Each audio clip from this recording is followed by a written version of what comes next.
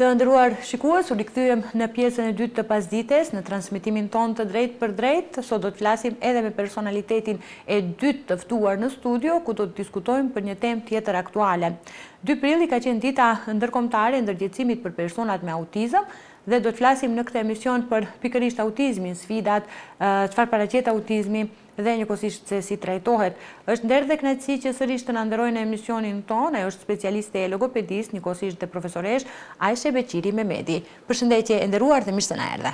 Përshëndetje Ariana, nder dhe kënaqësi të jem pjesë e emisionit të juaj, shumë vite me radhë, kryesisht më këtë datë, duke shënuar këtë ditë, sikur një ditë me qëllim sensibilizimi të popullatës për fëmijët të spektrit të autizmit, se çfarë është autizmi, cilët janë ato sfida që i hasin prindërit, profesionistët, po edhe vetë fëmijët të cilët kanë autizëm dhe çfarë duhet të bërë më pas që ta menaxhojmë këtë gjendje të autizmit ose spektrit të autizmit. Faleminderit shumë, profesoresh, gjithmonë na nderoni në emisionin ton, kontribuoni njëkohësisht kështu për sensibilizimin e shoqërisë në lidhje me këtë drejtim, gjithashtu edhe gjatë punës tuaj apo praktikës tuaj të përgjithshme në qendrën tuaj tani më të re këtu në Tetov, për cilën sigurisht do flasim pastaj. Por fillimisht çfarë paraqet spektri i autizmit? Spektri i autizmit është një çrregullim neurobiologjik që ndikon domethënë më tepër në vështirësi ose çrregullime të socializimit, komunikimit. Fëmija nuk mban kontakt me sy, ka lëvizje stereotipike ose rutina të cilat duhet të largohen. Një fëmijë i cili është i prekur për spektrit të autizmit, dihet që socializimi i tij nuk është i zhvilluar, edhe ka vështirësi, padyshim, janë të izoluar në vetveten e tyre dhe për këtë arsye domethënë punohet që të largohet prej botës se ai ku e ka formuar në kokën e tij dhe të fillon të komunikon me rrethinën, ambientin se ku gjendet, dhe po ashtu duke ditur që kanë çrregullime gjuhësore dhe të folurit, të zhvillohet e folura tek ata, stereotipet të largohen, të zhvillohet pjesa e kontaktit me sy dhe fokusi të zhvillohet. Po, cilat janë disa nga shenjat kur mund të alarmohen prindërit, pra disa shenja që mund të tregojnë se ky fëmijë domethënë mund të diagnostifikohet me këtë çrregullim? Po, kemi pak më shumë simptoma të themi ose shenja alarmante, por kryesorja është që nuk mbajnë kontakt me sy. Kur thrasim me emër, nuk na kthejnë përgjigje ose nuk e kthejnë kokën fëmijët fare. Nuk flasin, nuk komunikojnë, ose edhe ato që flasin që janë verbal, po kanë vetëm ekolali, përsëritjen e fjalëve të pakuptimta. Më pas fokusohen, lojën e bëjnë vetëm në një diçka të caktuar të themi, nuk din ta përdorin lodrën ashtu se siç bëhet ose bëhet loja, po thjesht për shembull e marrin një veturë e kthejnë prej mbrapa dhe vetëm i rrotullojnë rrotat. Ose vetëm do të bëjnë renditjen në varg, etj. Ku gjitha këto stereotipe ose shenja duhet larguar sa më shpejt, nëse edhe prindërit që në moshë më të vogël e vrejnë, diçka të tillë tek fëmijët e tyre, është mirë të referohen deri tek një profesionist i fushës. Dhe atë sa më herët që është e mundur, sepse trajtimi në kohë, diagnostifikimi në kohë, ndoshta shpëton edhe më shumë, domethënë largimi të disa simptomeve ose deri diku edhe mund të menaxhohet. Padyshim, domethënë intervenimi i hershëm ndikon pozitivisht, këto edhe hulumtimet e kanë vërtetuar, domethënë, që sa më herët fillohet me një fëmijë të punohet, aq më shumë rezultate do të kemi, edhe më të shpejta, padyshim. Që kur do të arrijë domethënë në moshën parashkollore ose të themi shkollore, nuk do të vrehet me bashkëmoshatar që do t'i ketë në klasë, domethënë shokët, shoqet. Pse ndodh kjo? Kjo ndodh për arsye dhe e kemi për qëllim intervenimin e hershëm në pah, ta sjellim që puna është më e lehtë që në moshën më të vogël me fëmijët, krahas me një fëmijë të themi pak moshës më të madhe, të themi 5 vjeçar, 6, më shumë etj. Edhe pse edhe me 5 vjeçar nuk duhet t'i lëmë anësh, domethënë, prindërit ndoshta deri në këtë moshë kanë lënë fëmijën duke mos e dërguar te një profesionist për X arsye, nuk do të ndërhyjmë aty. Po është mirë domethënë që edhe këtë moshë të fillon, mos ta lëmë domethënë fëmijën të jeton në fushën e tij ose në botën e tij, po thjesht ta largojmë prej botës së tij dhe ta inkuadrojmë në ambientin se ku është. Intervenimi i hershëm ka dhënë rezultate pozitive, sa që i shohim fëmijët që kanë qenë të kyçur në për intervenime të hershme, terapeutike, ose të themi edhe këshillimore, kryesisht përmes këshillave.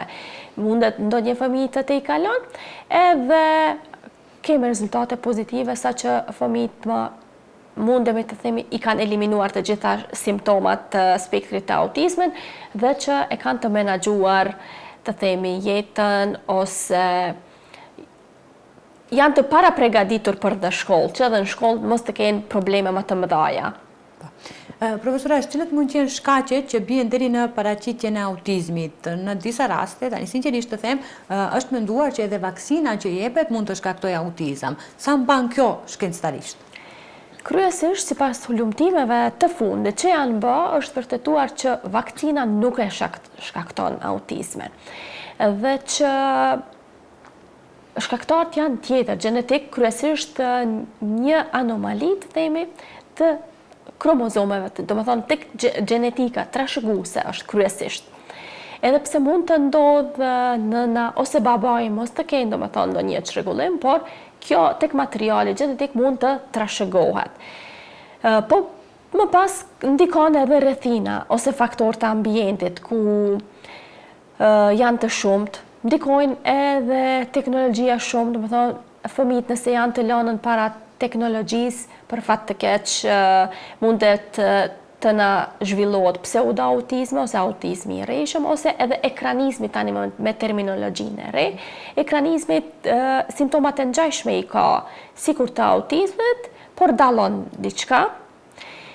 Kjo ndikon, më pas ndikojnë edhe ushqimi, se çfarë ushqimi konsumon fëmia, po ashtu siç e dim tek fëmijët të spektrit të autizmit kanë metale të rënda, edhe kjo domethënë nga ana e mjekëve duhet të konstatohet ose të vlerësohet, të testohen, të them, të largohen që fëmia më lehtë të them që i ka problemet me traktin digestiv te i kalon, po ashtu ndikojnë këtu edhe mund të kenë sistemi nervor qendror, domethënë ndikon funksioni i sistemit nervor.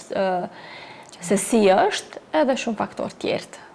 Por vakcinat, sipas hulumtimeve të fundit, janë konstatuar që nuk janë shkaktar të autizmit. Megjithatë që përmendet materialin trashëgues, a do të thotë që në qoftë se fëmia i parë në familje është me autizëm, edhe shanset janë që edhe fëmia i dytë të jetë kandidat potencial për autizëm? Jo, nuk do të thotë e njëjta. Për arsye që shohim në praktik, edhe këto me shumë gjasa mjekët do ta vërtetojnë që një fëmijë nëse është me autizëm nuk do të thotë që edhe fëmia i dytë në familje ose i treti me radhë do të ketë autizëm. Megjithatë, cilat janë sfidat me cilat përballet shoqëria për sa i përket autizmit? Sa i përket autizmit, autizmi ka shumë tejet sfida të mëdha.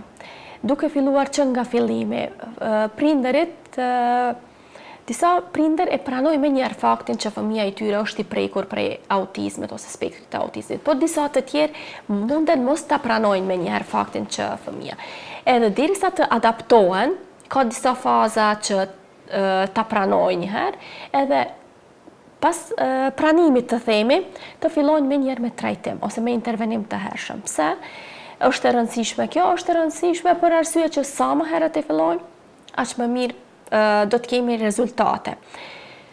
Por nga ana tjetër, kemi me rëndësi, pra, ose të themi kemi sfida të mëdha, sidomos prindërit, tani më e shohin fëmijën që nuk reagon në zëra të ndryshëm, nuk kthehet kur ja thrasin emrin, ose nuk mban fokus, vëmendjen nuk e ka të zhvilluar të themi koncentrimin etj, nuk flet, edhe tani më e hasin një sfidë, se nuk dinë se ku të udhëzohen ose çfarë të bëjnë me atë fëmijë.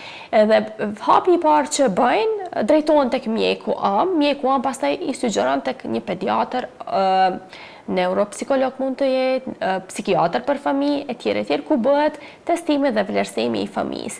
Pas vlerësimit, të fëmijës, psikiatri për fëmijë vendos diagnozën, ose edhe mund të mos të vendos me njerë diagnozën, por e sugjeron që të fillon me punë ose trajtim defektologjik, logopedik, psikologjik, me punëtor social, e tjere, pavarësisht se për gjendjes së fëmijës dhe çfarë duhet të punohet me atë fëmijë. Më pas prindërit sërish hasin, janë në sfida të mëdha, hasin ndoshta barjera se ku të drejtohen e tjere.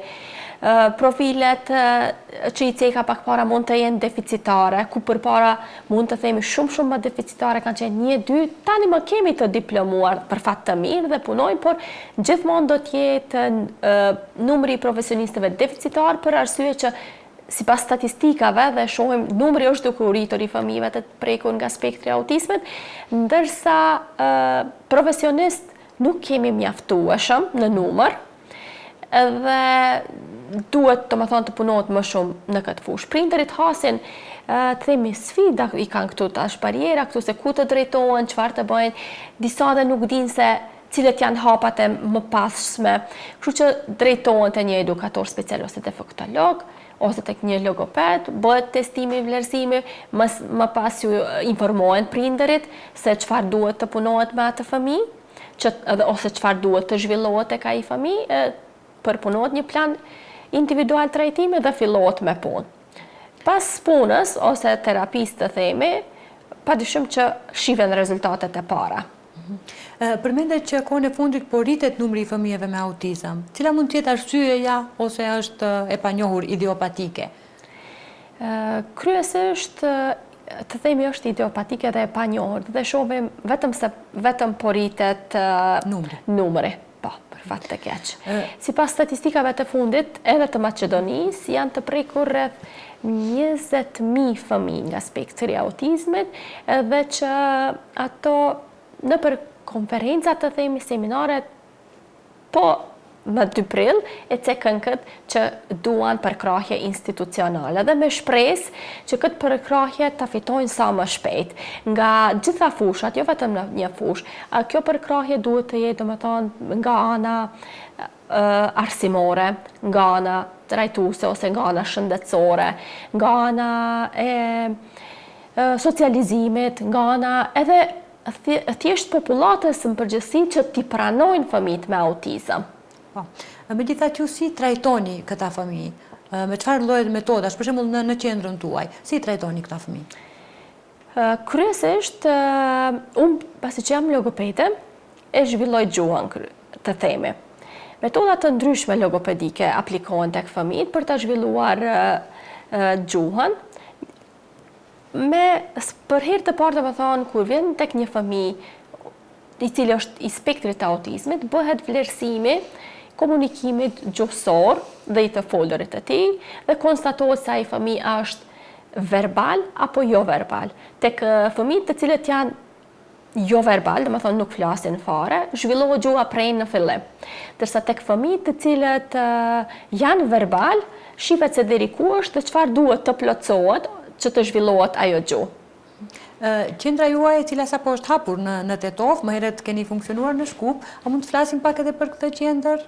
Po, padyshim, është qendër e hapur tani më në Tetov, para 1 muaji, ku shumë vite më parë kam punuar në Shkup, tani pasi që jam stacionuar edhe në Tetov, vazhdoj me profesionin e logopedisë, përpas fëmijëve të prekur me autizëm, punohet edhe me çrregullime tjera, përgjithësi me gjitha çrregullimet që ekzistojnë ose të themi me fëmijët me nevoja të veçanta, po edhe adultët dhe të rriturit të cilët kanë nevojë për trajtim gjuhësor, të folurit, komunikimit, çrregullime të gëlltitjes, zërit e kështu me radhë.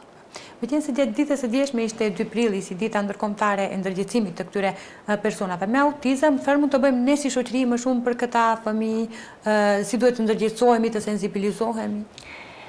Sa më shumë, domethënë, ose pikë qëllimi e parë që duhet me qenë është t'i pranojmë ashtu siç janë, sepse secili fëmijë është i barabartë dhe i ka të drejta të barabarta. Qoftë arsimit, qoftë shëndetësisë, qoftë socializimit, qoftë edhe thjesht kur del në rrugë të luan dhe të shoqërohet me shok-shoqe, të themi në park, të gjithë fëmijët e kanë këtë drejtë, domethënë, ta bëjnë. Dhe sa më shumë ti këshillojnë fëmijët tanë që ti pranojnë dhe ti shoqërojnë fëmijët me autizëm, se me të vërtetë është dhe ndikon pozitivisht shumë si shoqëri. Po më pas, pa dyshim që edhe prindërit të jenë më të vetëdijshëm dhe nëse hasim dhe shohin ndonjë simptom tek fëmija i tyre, menjëherë le të drejtohen me kohë tek profesionistët të fushave përkatëse që ai fëmijë i tyre të zhvillohet sa më shpejt. Se ndonjëherë një fëmijë i duhet pak një nxitje, një stimulim që të zhvillohet, ta zhvillon një aftësi. Kështu që pse ta lëm anash atë fëmijë kur mundet të zhvillohet? Për atë arsye, domethënë, sa më shpejt dhe sa më herët të fillohet. Thjesht edhe të dërgohen tek një profesionist, por vetëm për edhe një këshill nëse është e nevojshme. Po. Dhe cilët ishte mesazhi juaj për në fund si një profesioniste e kësaj fushe për të gjithë prindërit, të gjithë shoqërinë e kështu me radhë? Ashtu siç e theka edhe më parë, ti pranojmë fëmijët ashtu siç janë, të punojmë me ato, ta zhvillojmë gjuhën, ti zhvillojmë edhe aftësitë tjera kognitive të kuptuarit, aftësitë motorike e tjerë, dhe më e rëndësishmja për prindërit ju kishte sugjeruar tani më duke e pa që është aktuale dhe problematike ky fenomen negativ, është t'i largojnë fëmijët prej ekraneve që ndoshta edhe qëndrojnë më gjatë se sa është e paraparë, ndërsa prej moshës 0 deri në 3 vite fëmija nuk duhet fare të qëndron para ekranit, ta kenë parasysh këtë. Po, si një mesazh shumë i rëndësishëm. Profesore, shumë falenderoj shumë që sërish ndave nga dita jute për të qenë pjesë e emisionit tonë. Faleminderit për kontributin që bën për shoqërinë dhe të uroj shëndet dhe të mirpresim sërish në emisionin tonë. Faleminderit shumë. Nderuar shikues, ishte kjo personaliteti i dytë në fakt për ditën e sotme, ndërkaq ju vazhdoni të qëndroni dhe më tutje me ne, rikthehemi pas pak.